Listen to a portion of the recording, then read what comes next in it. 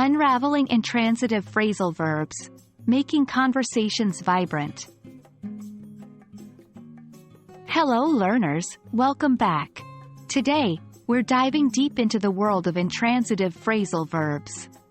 Now you might be wondering, what on earth are those? Well, let's unravel this mystery together. These are a type of phrasal verb that don't need an object to make sense. They are complete in themselves. And the best part? We're going to learn how to use these in everyday conversations. Let's begin with understanding what an intransitive phrasal verb is. As mentioned before, it's a type of phrasal verb that does not require an object to make sense. It's a combination of a verb and a preposition, adverb, or both. But remember, they don't need anything else to complete their meaning. Here are a few examples. Wake up, sit down, show up. Let's use them in sentences. 1. I usually wake up at 6 a.m. 2. Please sit down and make yourself comfortable. 3. She didn't show up for the meeting. In all these examples, the phrasal verbs, wake up, sit down, and show up, provide a complete meaning without needing an object. Now, we will focus on how to incorporate these intransitive phrasal verbs into your daily conversations to make them sound more natural and fluent.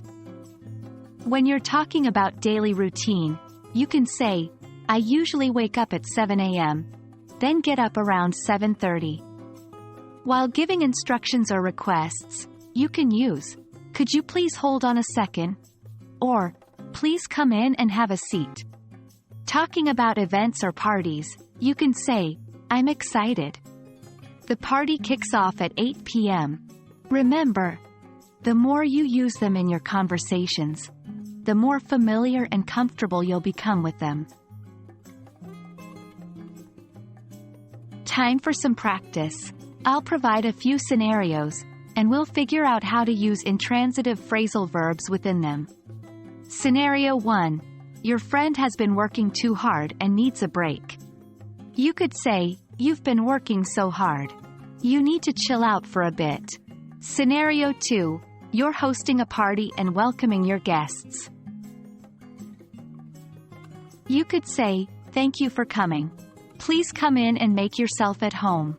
Scenario 3. You're explaining your morning routine to a friend. You could say, I usually wake up early, work out for an hour, and then head out for work.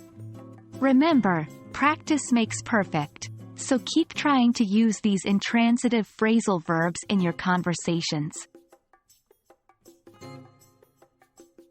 And that's a wrap for today's session on intransitive phrasal verbs. I hope this helps make your conversations more natural and fluent. Remember, English is a journey, not a destination, and you're doing wonderfully on this journey. Keep practicing, keep learning, and until next time, happy learning.